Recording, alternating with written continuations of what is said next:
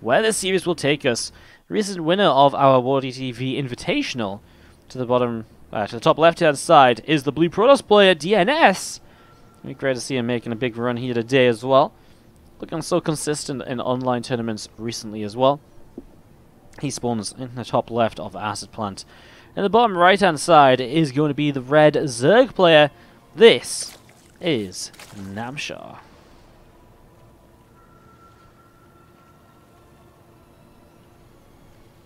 Okay then, guys, so some PvZ. We didn't cast any Protoss yet today, right? We casted yeah, we casted the no, we casted Creator in the first series of the day, so our second PvZ of the day.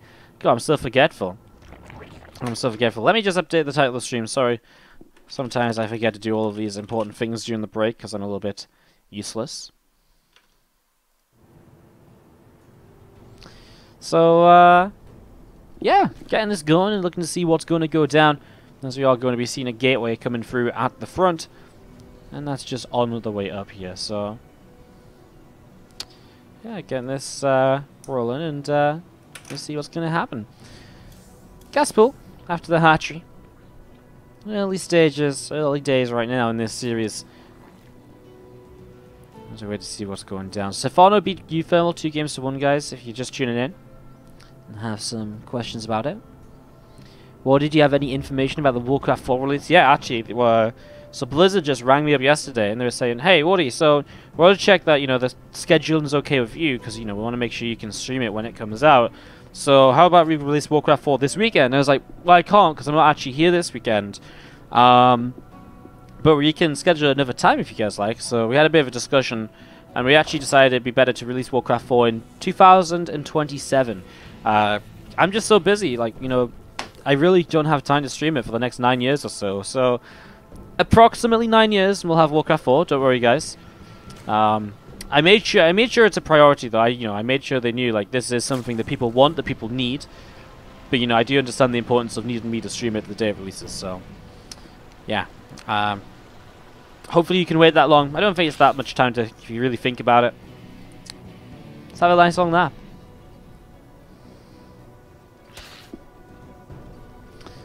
We've been waiting for Warcraft 4 so long anyways, right? What's the difference now? Never 9 years? Easy. Easy. Already delayed Warcraft 4, yeah. All my fault.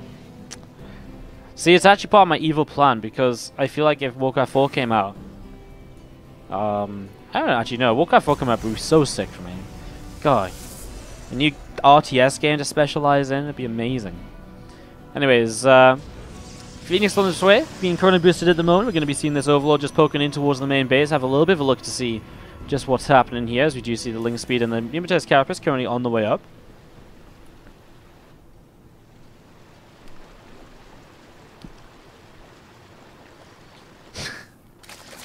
Yeah, the thing is, guys, as well, I talked to them about StarCraft 3, and I was like, yo, well, when StarCraft 3 comes out, you know, we really have to, like, you know, make it a big thing too. So we're going to release StarCraft 3 next week. And it's going to be a extension of World of Warcraft. It's going to be a mini game in World of Warcraft. It's going to be insane, trust me.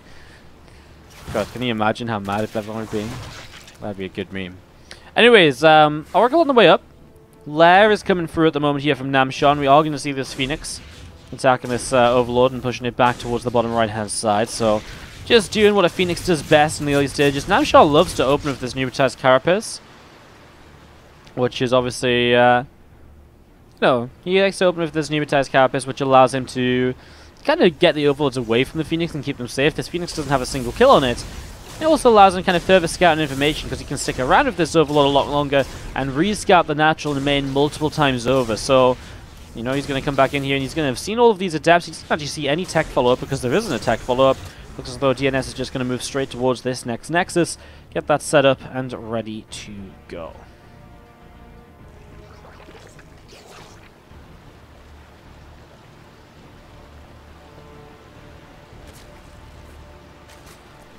So, again, a few more depths are shading in towards the center of the map. A second Oracle on its way out, and the Hydra's Den still just building up over here in the main base, so that's coming through.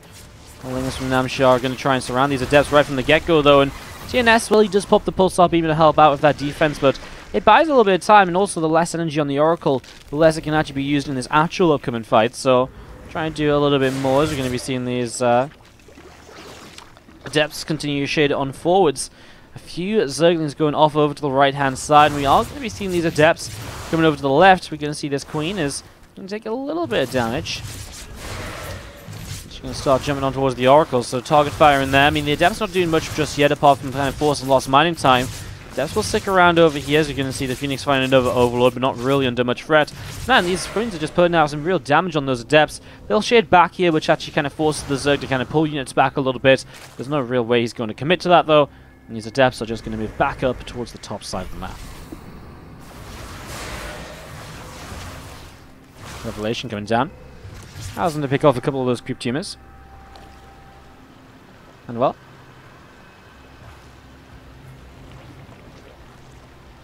it's going to be seen at Temple Archives on its way in the main base. So Temple Archives coming down in the main.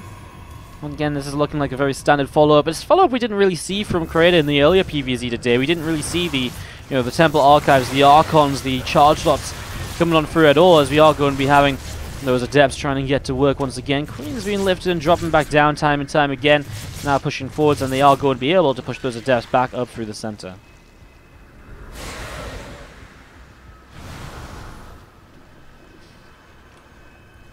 Fourth hatchery comes down off to the right-hand side here. So from that fourth hatch down, we're going to see some extra gates coming up, plus one attack and the charge coming through at the moment. Lurgaden's coming down at the moment from Namshar. This is still bugged out. The morphing in Lurgaden. It looks like a weird new Zerg unit. Alright guys, I got a question for you all. If this was a Zerg unit, what would it do? I think, here's my theory, I think it's a slide for Zerglings and drones. So the Lings and drones climb up the ladder over here with the spines on the back. They get to the top and they slide down, but when they hit the bottom, they actually get launched up so they can fly across the map. So I really basically think it's just a slide. So it's a little bit unfortunate. Namshar's pointing in the wrong way. So right now his Lings are going to be launched off into the sewers. But if he was to point it towards the Protoss base, he could launch Lings across the map into the Nexus. That would be amazing. That would be just next level amazing. I'm just going to be seeing another few High Templar just being brought into play right now, and obviously just morphing in more Archons. I have to say, honestly, when I've been watching DnS play lately, it's been absolutely amazing. It's like, I've really enjoyed, like, he's been one of my favorite players to watch online in the last couple of weeks. It really feels like, time and time again, he just has such great games. We see a couple of these Oracles just being pushed away just a little bit. So, Oracles just being pushed away slightly. As you see, Lings and Hydras currently working their way through those rocks here. Queens here also to try and maybe get something done. Prism to the right side is not able to get in towards the main at all. Hydra's able to push that away and kind of keep it away from, dealing any damage just yet. Do have another Archon just finishing up here. And again, DnS, I really like the way he plays as well, because he plays this very sort of patient style where he'll play... he'll play for the long game. He'll play very defensively. When he takes a good fight, he doesn't necessarily always capitalize on that by continuing to fight. He capitalizes on by sort of just sitting back and saying, okay, well, I'm going to improve my army. I'm going to start up carriers. I'm going to start getting into a position which is really going to allow me to kind of improve this game. So, and to play a lot better moving onwards. So, I really think that DnS is one of my favorite Protoss players to watch at the moment. It's very exciting to see how he plays this kind of very methodical style of, let's play it slow, let's kind of build up for the later stages. Hydra's here, push that Prism away, which means these Adepts will go down. Kills a Hydra, but, worth it to kind of stop this harassment continuing, right? Hydra's coming over here already to shut down those Zealots, which are going to try and push their way through. And I'm sure some very good creep spread out through the center and off to the side, which actually allows him to really just sort of, well... Again, for this good creep spread, he's going to be able to move all around the map very easily. He's going to have a lot of mobility. As we do see those Overlords, I'm going to come back down to the south side. 11 Lurkers on the way up, so Namshar, obviously we saw this little Lurker down on the way, the little Zergling slide as it was building. And as the Lurker then comes up, the first few Lurkers can come into play and maybe get ready to start moving forwards into a couple of positions here. 11 more Zealots currently on the way up, and we do see that Overlord moving in the upper left. We're actually going to see Namshar kind of forced to take a fight here. I actually feel as though if he wasn't so late to respond to this, that wasn't a terrible position for him. Obviously, the storms are pretty deadly when you're all clumped up like that, and that really is quite painful as we see a recall home because Namshar's rotated around the other side. This time the Lurkers will be able to burrow a lot more effectively. The storms aren't as well placed because the High Templar weren't actually in the best of locations to begin with. And well, Namshar is now going to start making progress over on this base. Meanwhile, Zealots are going to take down the far right-hand side. A drop in the main actually wasn't a drop, it was a fake out, so that's not going to do too much. As those Lurkers are still controlling this position, so while Namshar loses a 5th base, DnS will lose a 4th base, and there's not really anything that can be done about it at the moment. Nexus falls again, those few Lurkers just continue, just come a little bit further forward, gets an Archon kill, gets a Zealot as well. Meanwhile, more of these Zealots continue to come on in here, and they are still trying to just go at this right now. A few Hydras coming through, and they do clean those Zealots out. So Zealots going down, and DnS is just going to be... I'll continue to come on forwards now with the rest of this army as well. So Zealots continue to come on through, and they're just going to continue to get picked away at as they go down. It's another cleanup from Namshar. Warpism still in the main though, still needs to get rid of this to allow DnS, or to stop DnS from being further aggressive here. This is nice, he actually finds some Lurkers on Burrow, but on Creep they're going to be fast enough to get away. A benefit of having Creep this far forward on the map. Namshar being rewarded for his previous efforts to set that up here. Lurker shots do get some good damage done initially onto those Zealots. We are going to be seeing the 5th hatchery coming on down. Far right hand side we see a hatchery coming down as well. Hive on the way up in the main base, and we are going to be seeing Zealots, Archons and Immortals continue coming around over to the left.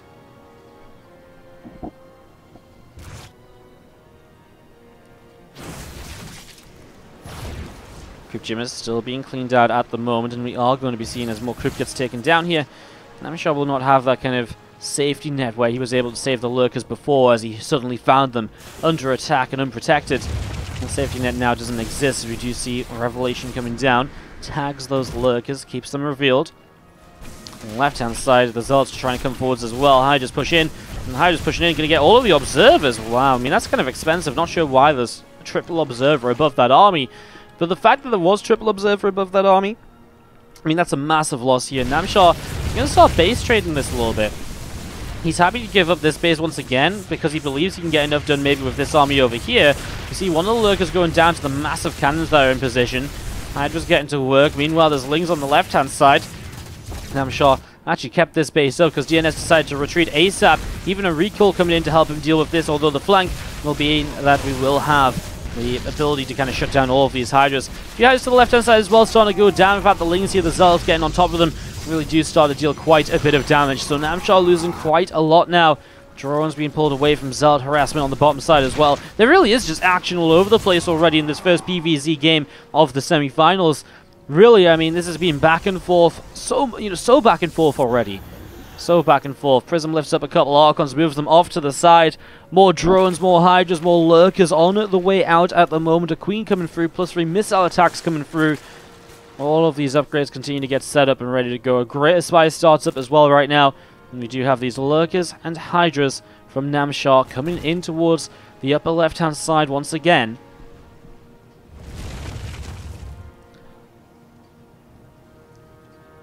Just going to be having the Archons and Immortals moving forwards through the center here. We see a few of the Lurkers to the right side. Oh, they're just off a creeper. They get back on it maybe just in time. Maybe one Lurker falls. Nice transfuse to save it. Lurkers burrow on the higher ground, and that's a position DnS doesn't want to push into. Because now he does have the fleet peeking up. So the Mothership is on its way. The first carrier on its way out as well. That's the slow transition into, the later stages here. He feels as though, okay, maybe I'm not in control of the game well enough to just throw down triple Stargate and mass carrier production. But I'm definitely in the position where I can maybe start getting one or two of them up here, start to build that number, because as that number builds, my position in this game only gets stronger and stronger and stronger. Archons on the right hand side will take this hatchery down just like that. Another couple of drones are going to get picked off as well, so again, this base is something Namshar just can't defend. He can defend this base, though. He's kept that alive a lot better. Prism through the south side to see what he can do. As Namshar, for the first time, really going to get a nice drop-off into the main. And I mean, as the Zealots warp in to defend, they're going to die before they even finish warping in. I think one single Zealot finished warping in there. And obviously it didn't really do much at all. That carrier, that'll get denied here. So Stargate going down, he can kill the Fleet Beacon too. If he kills both these Stargates and the Fleet Beacon, that massively delays the follow-up here as he goes for the Nexus as well. Again, recalls on cooldown for DnS. He cannot use it for a little while longer here. And these Hydras, I mean, they're going to even get the Graviton Catapult upgrade before it finishes. Again, that Stargate, another target, which if you deny, carries are just not going to be a thing in this game for another 5 minutes or so. To build a Stargate, then a Fleet Beacon, then the actual carrier build time, it's an absolute eternity. Zealots here starting to come on in, and well, at this point I really feel like these Hydras have done their job, and honestly they might even still get more done. Meanwhile, DnS is pushing forward, so Lurkers are trying to run out of position and go elsewhere. And this one army of DnS is still somewhat scary with so much supply of Namshar across the map attacking. These Lurkers are going to be absolutely critical in the defense. He burrows them just in time. DnS push back to the center of the map now. Another Queen coming forward, so we will see those two Archons picking that Queen up. So Queen going down, we are going to see again Hydras moving forwards. Going for the Mothership, again, it's a nice thing to pick off, but it's an expensive trade with a lot of Hydras going down. A few of them sneak back into Overlords, but only really a couple, I mean 5 in total here. A little bit crazy, a little bit hectic of a game up until now, as we are going to be having these Archons, Immortals, and High Templar gathering themselves together in the center of the map as well. So these units gather themselves in the center. Namshar will come around the left-hand side, coming up the left in towards the main base over the next few moments. Another few Corruptors coming up right here. Lurkers still being produced as well. Again, all of those Archons and Immortals. Ooh, that's a nice snipe as Broodlords come into play, taking down the first High Templar. And this is the issue, right? You just have your Stargate count completely reset, and suddenly there's Broodlords you have to deal with. How do you deal with those? We're currently trying to run by to buy time, but the Lurkers are quick to respond, but somehow DnS actually keeps those units alive. Starts to make Void Rays for the moment. I mean, he doesn't have a Fleet Beacon, so he can't even just start Tempest, which build a lot faster than carriers, and can be pretty good against Broodlords, if not the most amazing of units against the rest of the Zerg army. Again, Namshar's just counter-attacking. This time it'll be a recall. He'll leave the Broodlords off over to the right, very exposed, very kind of alone. I mean, there's nothing really there to take advantage of them, so those Broodlords take a long time to reposition back over to the left. You're going to see a couple of cannons again to work on a actual Corruptor there, but now saved and morphing into a Broodlord. Namshar pushing in. I feel like Namshar has really taken the edge in this game, surviving long enough to get towards Broodlords, keeping DnS on pretty much non-existent kind of counter Broodlord tech. DnS is going to come across the map himself. Obviously, Zerg can't recall like the Protoss player can, so he can't just return home at a moment's notice. Let's see maybe what he can do here as those Hydras push into the left-hand side. Going to get some more damage done. Archons and Immortals are getting to work right now on that hatchery in the bottom left. Meanwhile, Zealots are coming in as well. This is really turned into a full-on base trade scenario. Who has the upper hand in the base trade? Well, Namshar already runs away with a bunch of drones, which do have the minerals for 2 hatcheries. This Nexus is going to go down. Namshar's just going to clean up over here. There's a lot of probes on the left-hand side. DnS doesn't have that much money to actually build with those. He can't build another Nexus, for example. You're going to see this army is actually being turned away by the Broodlords. So the Broodlords defend for now. Namshar will lose another hatchery. He's down to 2 bases. But this isn't really a game of mining anymore. This is a game of who can survive until the end. As we're going to see pushing forwards. I mean, Namshar's just going to jump on these Void Rays. He actually has Hydras from the high ground as well. A cute play from those drops that we saw earlier. Hydras are coming right underneath this here. The Lurkers need to get on top of those High Templar, and they will stop the further storms from coming down. That's going to be so important here. The issue is the Tempest and the Void Rays don't do very well against Hydras. They're much better against Broodlords and Corruptors. And so these Hydras are able to push on in, and now there's natural expansion in some trouble as well. The Tempest can fight from a distance, though. Remember, Namshar can't really build anything else, so if he loses this army, he has no answer to the Tempest. The Lurkers are now starting to go down as well. As they continue to trade off bases, I think Namshar might have just lost the army. If he loses the army, what can he do now? He has no answer. He has no defense against the Tempest. What can he build against these right now? DnS has not rebuilt his base. He is being revealed. DnS has 19 minerals to his name and what, 4, 5, 6, 9, 10, 13 structures? He can't mine. He can't get more than what he's got. He just cancelled something to get 390 minerals. 10 minerals shy of a new Nexus. So DnS has to win the game with what he's got. He's supply blocked, so he can't even build any extra units. And Namshar, well, he's got Queens, he's got the Hydras, he's got the Broodlords. He needs to find a way to take this fight. Now, that said, I have to say, there's no Archons anymore. So the Archons going down, it's the Tempest that are the issue. It's 4 Queens and 7 Hydras against triple Tempests. If he can get rid of those Tempests, he wins the game. If he doesn't get rid of the Tempests will win this game. Namshar, he's got a bit of money. He's trying to get a new base set up, which will maybe give him another couple of Hydras here very soon. Probes coming in. He sees where this army is. The first Broodlings actually attack the Creep Tubers so that the Broodlings can already start moving forwards. Queens and Hydras target down the first Tempest. It's going to fall very quickly here. And that's going to be it, I think. I think that's already a sign of just how powerful the anti-air of Namshar is. Powerful enough to get rid of the Tempest. And if they're powerful enough to get rid of the Tempest, it's going to be GG. First game of this series goes to Namshar in an exquisite game. And, yeah, thank you very, very much. 367 subs at the moment as well, guys. Pushing towards 400. The hype is real. The hype is real. It's been a good couple of weeks for us, and obviously I'm going to be away the next 4 days, but then when I come back, we'll be casting a little bit here and there and doing some more StarCrafty stuff, and then we'll be wrapped up for a little while in terms of consistent production. I'm still looking to kind of stream a couple of events each week. While I'm away, it's just not going to be anywhere near as often or as regular as the current schedule, just because I'm traveling, taking a little bit of a mid-year vacation.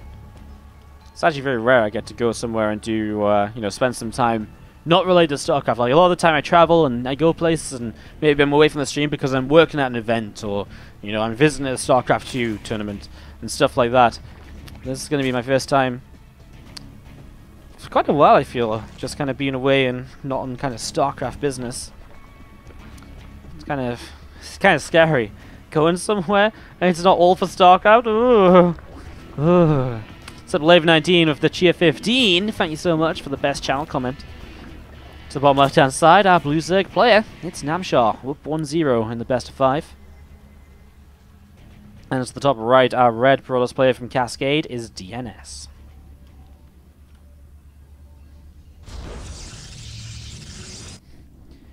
Game 2 of this series, as we get set up and ready to go. Do let us know who you're cheering on in the matches today, guys, if you're cheering on DnS or Namshar. Let's hear some cheers, let's see some love. Almost 400, says Aries. I remember when this channel had like 8 subs. Yes, we've come quite a long way, haven't we, if we think back. Oh, I remember when I had 8 subscribers as well. I mean, you, Aries, you joined when we had like, you were like within like 20 to 30 subs, I think. Like, it was really crazy. It was really crazy. Stargate comes down in the main.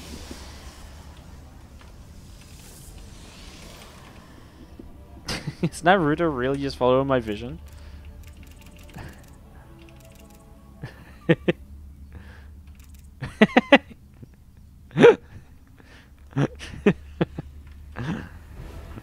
Here you go, Naruto. Freaking Naruto trying to steal my observing. Get out of here. Wow, he actually is still on my obs, as if. Well, we do see the Adeptus coming down towards the bottom left-hand side. He was my first subscriber. WardiTV, do I remember? Yeah, it was Crowtail. He is the longest subscriber on the channel. He subscribed within 30 minutes of me getting a sub button. And I wasn't even streaming at the time. I just tweeted out that I had a sub button. I was like, oh my god, I got a sub button. And literally 30 minutes later, he was subscribed. And he's been a subscriber ever since. Big supporter. Anyways, a couple of Adepts do come through, and they're looking to try and do some damage here. We do see one Adept going down.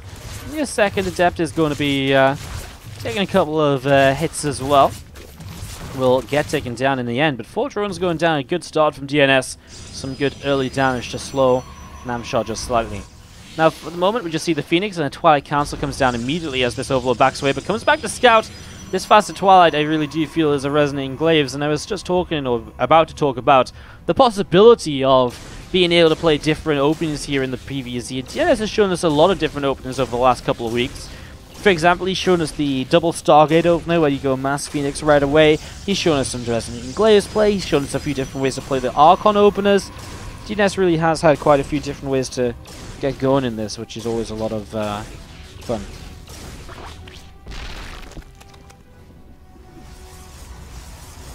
So, just going to be seeing the couple of extra adepts just popping out in a moment too. There is the Glaives, as you're expecting with this vast of a Twilight Council.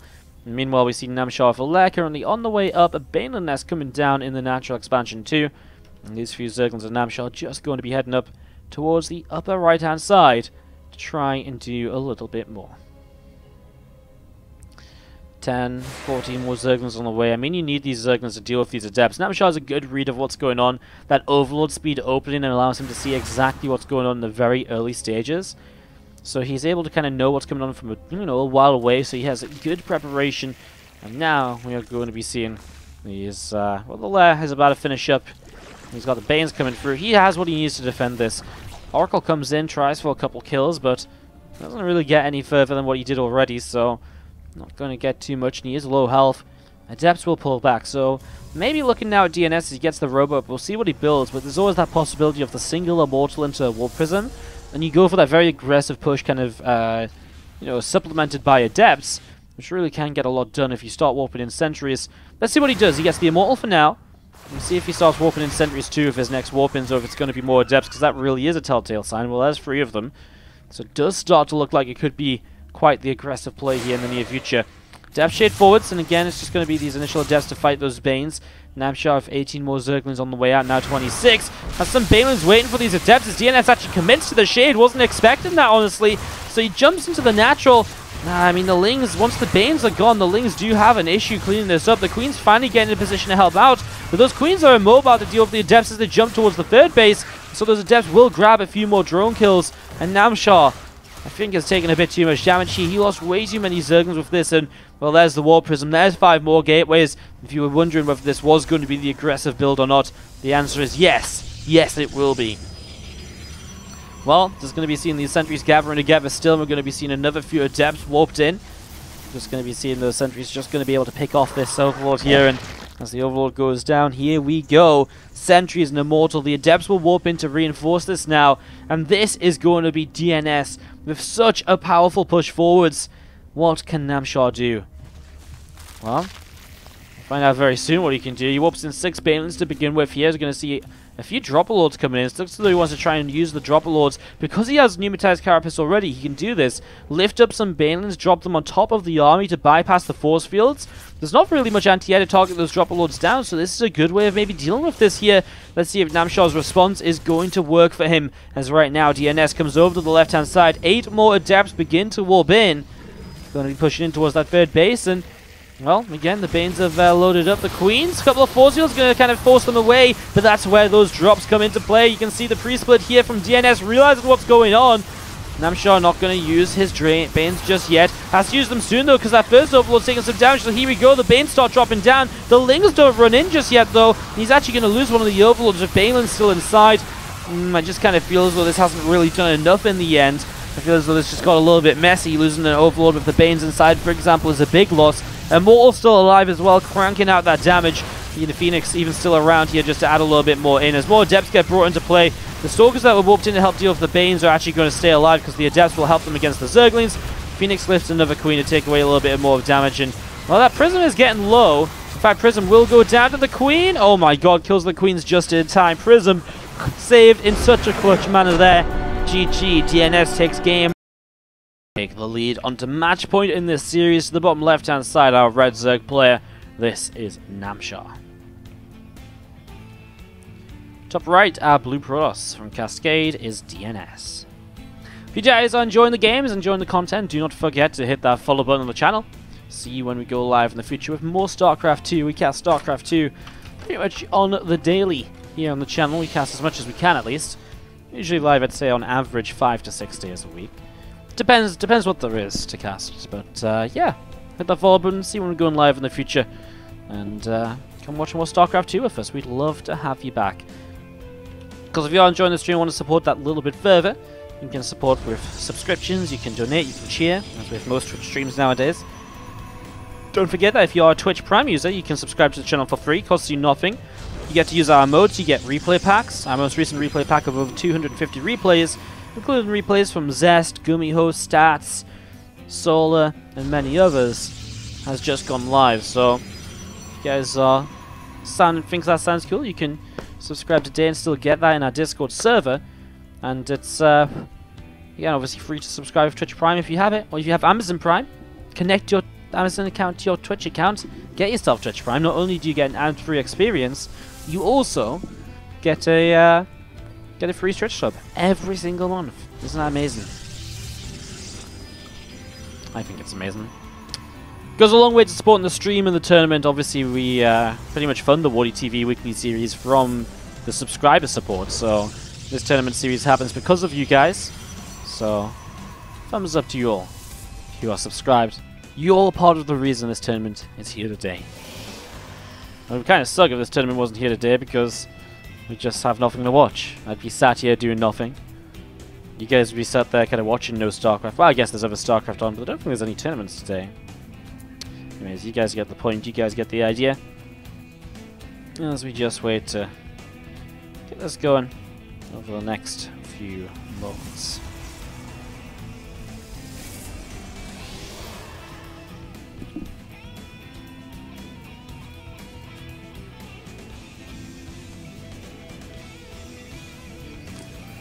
Going to be having those few zerglings coming over to the right hand side. We do see the Twilight Council of DnS going up in the main base, so again, that's set up and rolling. We do have the obviously faster opening here of the Twilight compared to before because there's no Stargates, so a little bit of a difference against Namshar, who goes Pneumatized Carapace. I mean, it's obviously going to be scouted, and I think DnS just has to realize whatever he does in this series is going to be seen by the by the Zerg player. I don't think he can really just expect there to not be a scout coming in from Namshar at some stage. As you see the charge upgrade coming through from DnS now as well.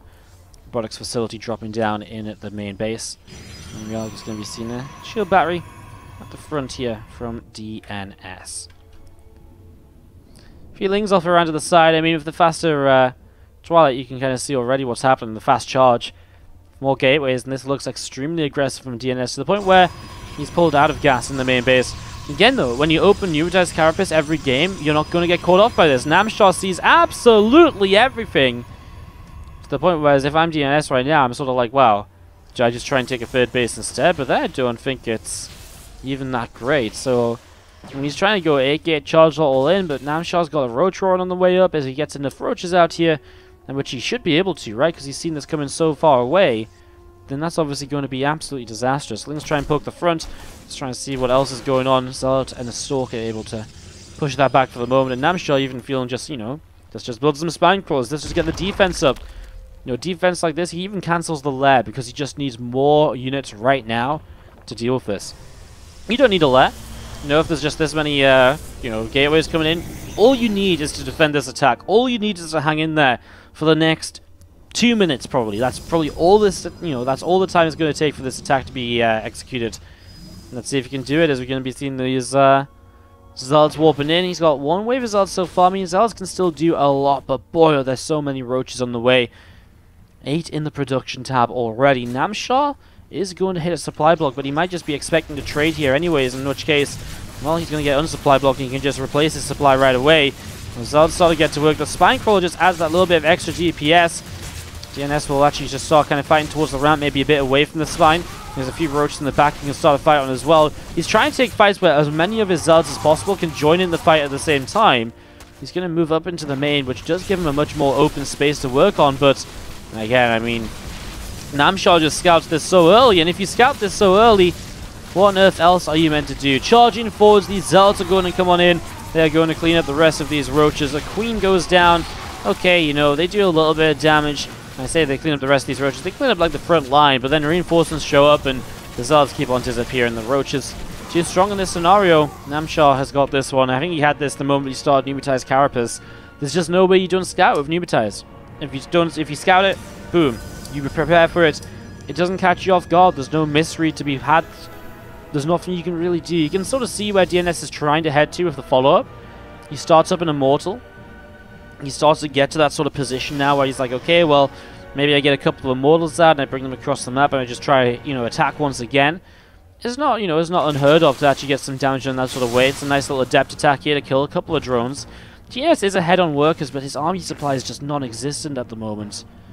And that's the issue. Namshar while he is a little bit down drones, now you can focus on drones, knowing he already has so much army up, because, I mean, how many roaches do we think died in this? This was at least 20 zealots that died, and I'm going to wager a guess that maybe 7 roaches died for 20 zealots. That's what I'm going to say.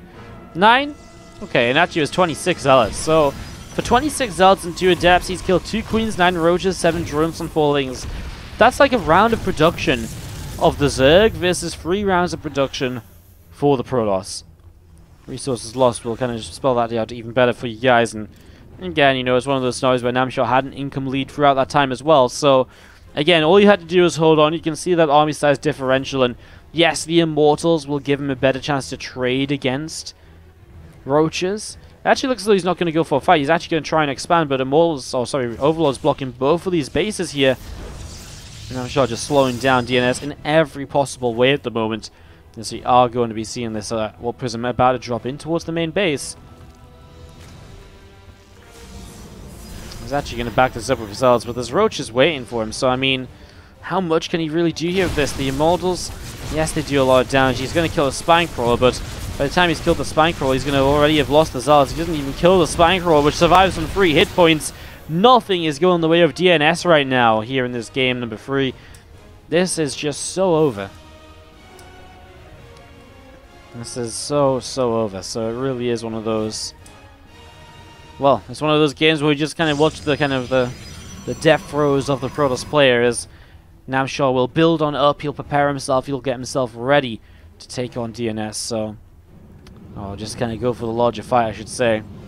Look at the supply, says Arius in the chat. I mean, supply pretty much tells us here, yeah, roaches are a little bit kind of supply inflated, but at the same time, I mean, they're getting a +1 upgrade as well. DnS is 8.5 minutes in this game trying to set up another Nexus. That's usually happened 3-4 minutes before now, right? To just kind of put it into comparison of a usual game. Namshar's just sat here, 53 drones. He's happy. He's feeling good. I'm going to be seeing another few drones, another couple of Ravagers on the way out.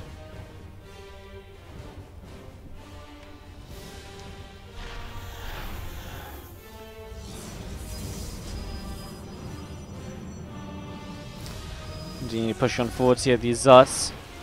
Just going to be coming in. A few sentries and Immortals behind. We're going to see the Roaches starting to target down those rocks, so starting to just do a little bit more as we are going to be having, you know, just kind of adding in a defense. I mean, Namshar knows that all he has to do is hang on, right? So any little bit of time he buys, it's going to be amazing. DnS probably knows he has to fight as well, so he's going to push through this less than ideal position to just try and make something happen.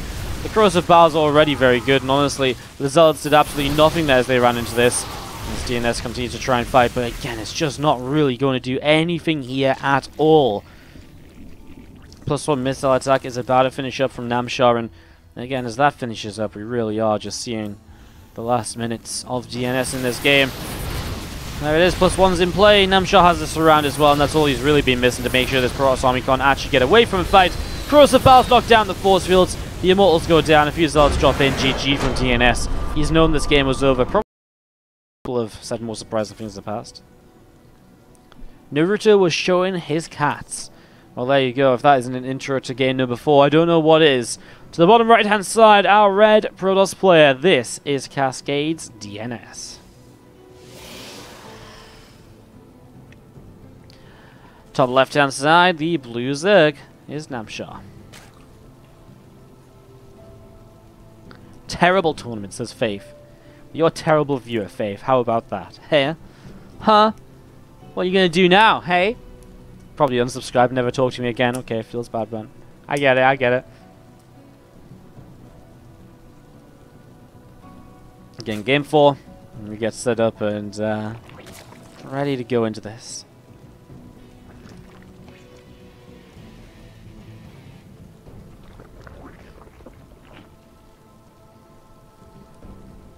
That's harsh. What does this mean? Faith knows I'm joking. He spams that WardiTV with pride. He wouldn't unsub. The WardiTV is just too good to unsub from. You ever get that, you ever get that feeling of like, something you can't live without once you've tried? Like, you don't know you can't live without it until you've tried it. And you're like, oh my god, I can never go back. Most recently for me, this has been Twitch Prime, because I only just got Twitch Prime. And because I had no need for it, because I already have Amazon Prime. My dad has Amazon Prime, and he actually uses his Amazon Prime on his own Twitch account. But I just got Twitch Prime because it was free for a month for me, so I tried it out. I am never ever going to be able to go back to watching Twitch with ads. Like, oh my god. I never realized how frustrating it is to have the pre-roll ads. How nice it is to have the pre-roll ads removed. I didn't even find it that annoying before. I kind of didn't mind watching them, but if this is the cost I pay to not have the pre-roll ads and still support people, awesome. But my point is that for me, that's what I can't now live without, right? And I didn't realize that. But for others, it's actually the WardiTV promo. People didn't realize they could live without this until they subscribed and they started to spam it. And now, you know, I had one guy that was gifted a WardiTV, or gifted a Wardi sub, and he started to spam WardiTV, and it was all good for about a month or so. Then his sub gift ran out, and this dude, I don't know what, I mean, his life just took a nosedive because he couldn't spam WardiTV anymore. He didn't know what to do with himself. God. It was insane. WardiTV is just that powerful. Exelon knows, hitting us up with that Twitch Prime sub. Now he has a WardiTV. He knows the power. He knows what's up. Thank you for the Twitch Prime sub, mate. Appreciate the support. We are going to be seeing the two adepts, though, gathering up here from DnS, looking to maybe see what's going on. The opener here is once again a Stargate, so back to what was working earlier for him. He's going to start working his way through this first Overlord. Very expected on the Unveiled Square map, which is a little bit more macro-oriented. It's a little bit more late-game focused. And the Stargate definitely allows you to do that. As we are going to be seeing the a few more lings coming up the left-hand side. So, let's see what else they can do. But not really finding much damage. A couple of drones went down to the Adepts. I guess the lings will try and come back towards the bottom right. So they're going to come towards the bottom right and see if they can get some damage done. Great story, Wardy. I know, that was probably the worst story I've told all day, isn't it? And what can I say? I'm not a good storyteller. Unless it's a game of StarCraft, then I can tell a pretty good story. Once upon a time, there was a Protoss and a Zerg. And they didn't live very happily on the world of Neon Violet Square. For they always quarreled. And one day they decided they would go to war. For no longer were 12 workers enough. No longer would overlords roam the skies. They would fight until one would leave. The end. Only it's not the end yet, but it'll be the end at some point, but the rest of the story isn't written yet. And we see the Twilight Council and Robo Facility coming up at the moment. So a couple of tech structures coming through. Resonant Enclave's going to be Corona boosted now. And we are going to be having the lair coming in from Namshar. So it's a bit of a faster lair than what we've seen. Obviously, we've been seeing kind of some different games and Namshar preparing in a couple of different ways. This time, no Baneling Nest to currently deal for the Adepts. We'll see if he gets that up in the next few moments or if it's something he's not going to move towards. Hydro Stand coming down in the natural expansion as we are going to be seeing 3 more gates. This is actually quite an aggressive Adept play. He's going to be going up to 5 more gates. That's 8 gates. So this is really aggressive. And look at this. When Namshar looks at this right now, this just looks like a... This just straight up looks like a... a free base that's sort of macro play.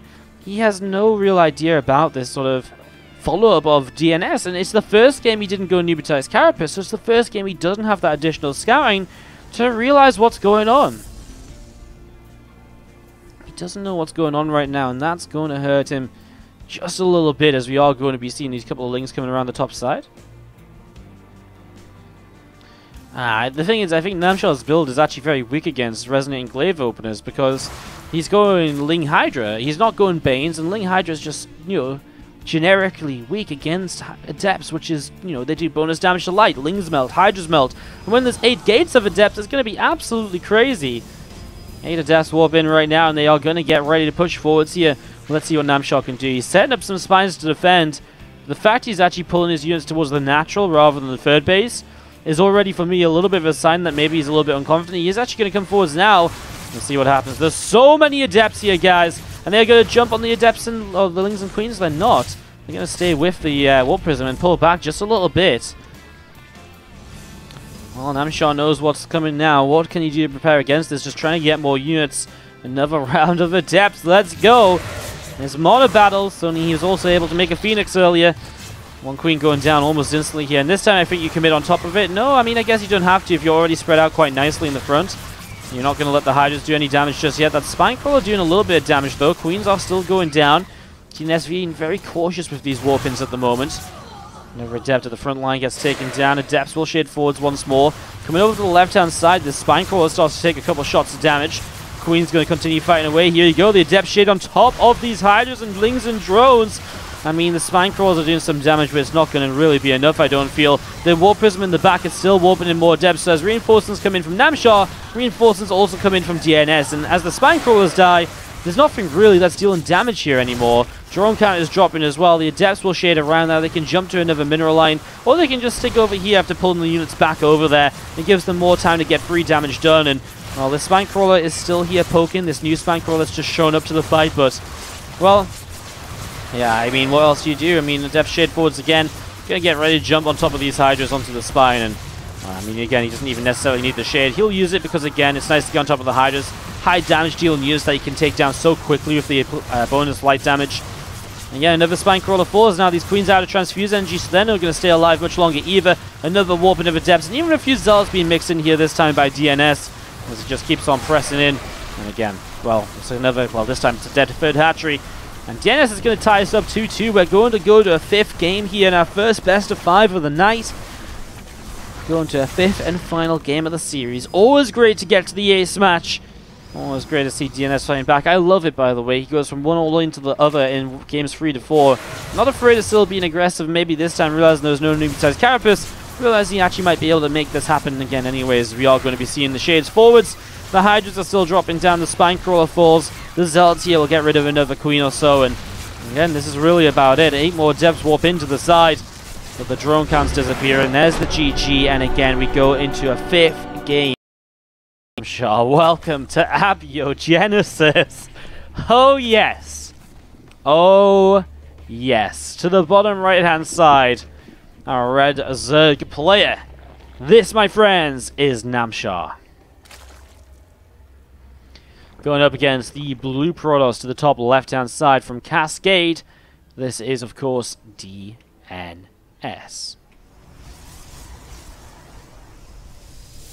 Alright, well, couple of probes. Excuse me. Couple of probes just jumping in the gas here. Well, one probe jumping in the gas for now, as Gate Nexus Core will be the build order from DnS despite Abiogenesis. Well, guys, at least very soon we won't have to watch Abiogenesis decide series any longer, at least in the near future. It's just going to be Redshift, which is maybe even more of a meme than Abiogenesis. The rush distance is shorter, the third base is even less obtainable, the rush by air distance is insanely short. It might be the worst map I've seen make it to ladder since Steps of War. It's actually insane. Okay, I'm hating a little bit. It's going to be interesting to see how people deal with Redshift, one of the new maps that's been announced. If you haven't seen it, you should definitely go and check it out. It is in the map contest tournament. If you watch that, it's the map called Backpfeifengesicht. And it was a bit of a meme. We didn't really see many good games on it, but obviously PvZ feel it's going to be interesting to put in the ladder, so I'm kind of intrigued to see what comes of that and see if it does start to make it into series as time goes by, as Abiogenesis have as well. What's up, Andy Man with the Cheer 100? Appreciate the bits. Abiogenesis for the win! I'm loving the Abiogenesis, eh? Hey, how about that? Fight for the 100 bits, appreciate it. We are going to be seeing these few lings poking early. It's a pull first. You kind of have to be a little bit safer here early in the game because of the fact the Adept can come across the map so much earlier. So that's what's going on so far. Just going to be seeing the Adept coming down towards the bottom right-hand side. Stargate's about halfway done at the moment, as that Adept will begin to shade on forwards. Again, the few Zerglings of Namshar just looking to defend. Doesn't really want to trade out at the moment. As we are going to see the Adept actually getting caught. Wow. Link speed comes in, immediately makes itself useful, and that Adept goes down. Wardy even bet we'll get Darkness Sanctuary. That'll make games so long we'll get to fall asleep. Oh, don't worry, we're going to fall asleep. We also have 16-bit, which is also a massive map. It's a massive map, 16-bit. I got changed a bit, but I still think it's pretty big. The next map pool is going to have some very long series, I feel. And again, we're removing backwater, right? So I guess we're trading off. Anyways, here on Abiogenesis, we have a look to see just what's going to be happening over the next few moments.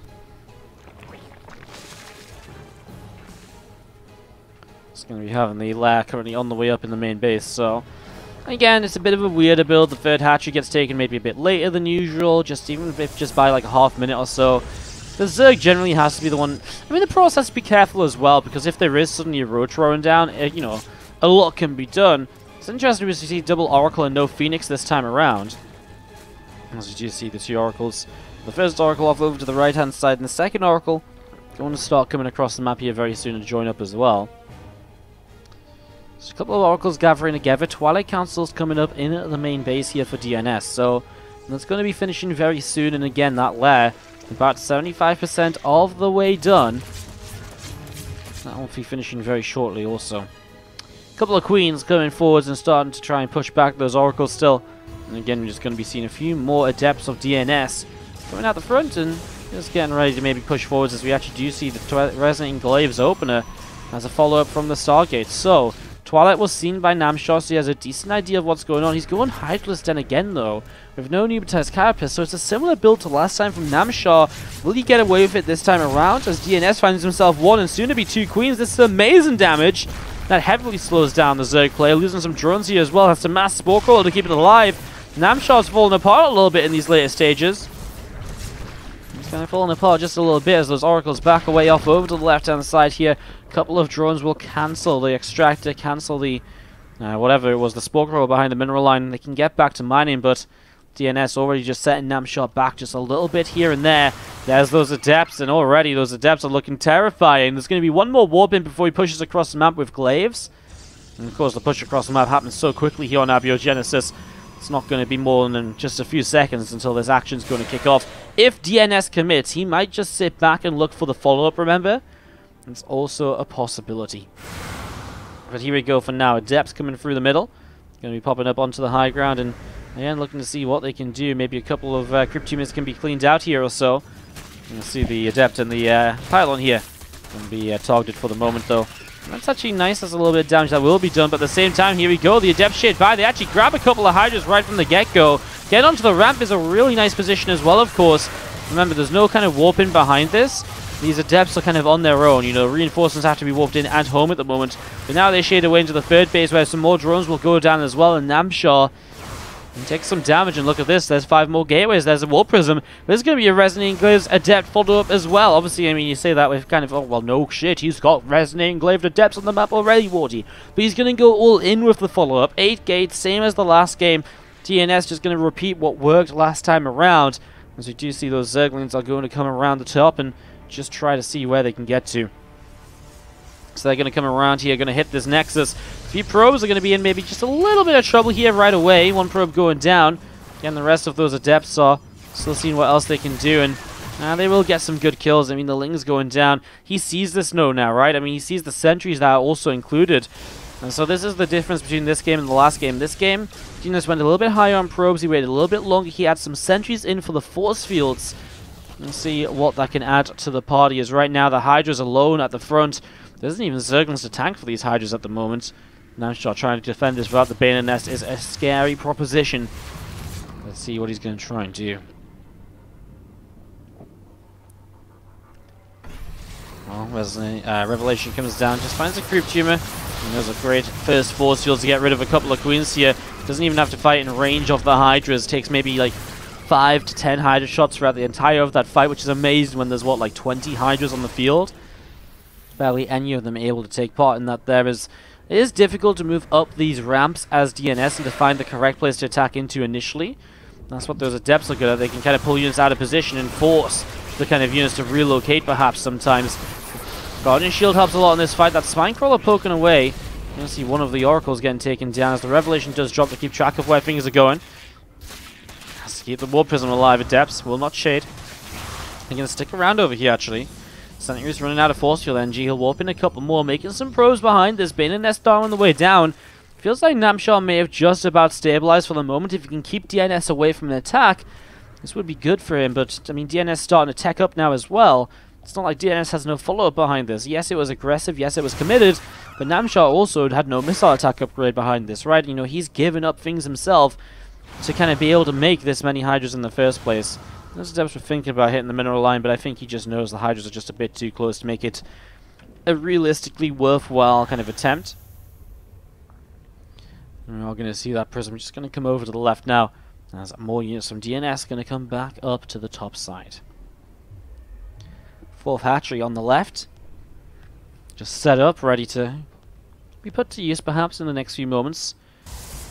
Second robo facility finishes up, and with the robo bay in place, Colossus? No, Disruptors. Okay, I guess the Blink's a bit of a giveaway for Disruptors.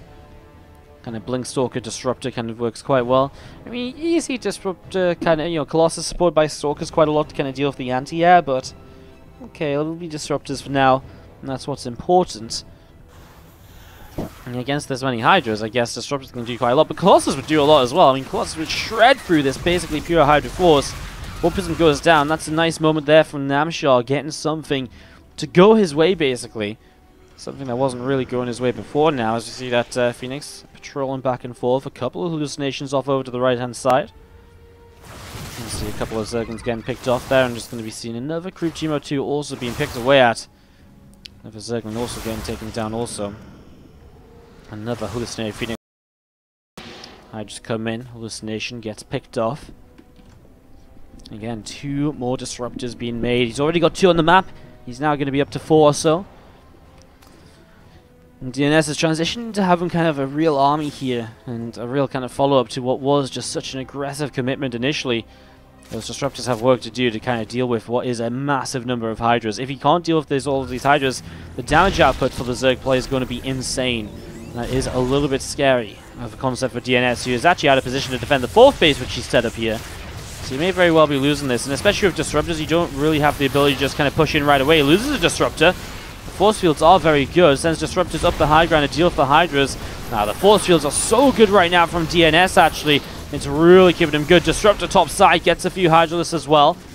It's a sort of fight where DnS straight up with no force fields, he'd get absolutely monstered over.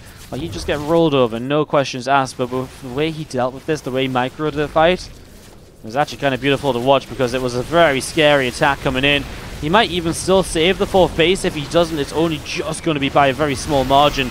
It just goes down a couple of seconds before the last Hydra falls. But I mean, DnS, you know, just chases now, because he killed a lot, because Namshar stuck around to try and get that kill on the base. Now he's just going to keep on blinking forwards with the Stalkers. He's picking off these units. The Disruptor's got some more kills as well, and suddenly DnS is just able to keep on pressing forwards. Another Overlord gets picked off here, and we are going to be seeing, well, DnS just continue to come down to the south side. Disruptors obviously still mixed in. He lost a couple in the fight, but having some still alive means he still has the power to take down Hydras as he needs to. A couple of Spine Crawls will come in towards the front, repositioning to try and deal with what is now a push from DnS, but Namshar has to respond to. DnS will just push on the low ground. It seems, doesn't look as though he's going to go up to the high ground. First Disruptor shot comes in, hits a good few Banelings. It's another couple down the side. Now he will move up to the high ground here. Disruptor's been going huge. 8 kills on one, 8 on another. 0 free, 0 on the newer ones. Well, again, he's got energy on these sentries, so he can force field these Banelings out for a few moments, buy himself some extra time. This Disruptor shot is kind of more of a warning than anything else. Second one hits a Queen. Carcass jumps over the force fields there, tries to maybe distract the Protoss army, try and do what it can in death. Unfortunately, it doesn't really actually have an effect, of course. More force fields as we see those Stalkers leading the charge. The Banes just keep getting tanked. They don't really seem to be connecting on all too much. Disruptors just clipping the edge of the army, a couple of Hydras at a time. Sentries go down. That's a bit of a bigger deal, but honestly, it's too late. That Disruptor shot somewhat amazing in the middle of the army there. And it feels like Namshar is not going to be able to hold on to this as Lings, Banes run on through. The aggressive blink forwards. A few more drones pulling in, and this looks as though it's probably going to be GG, as that is Namshar going to be eliminated in the semi-finals. DnS comes back from the 1-2 deficit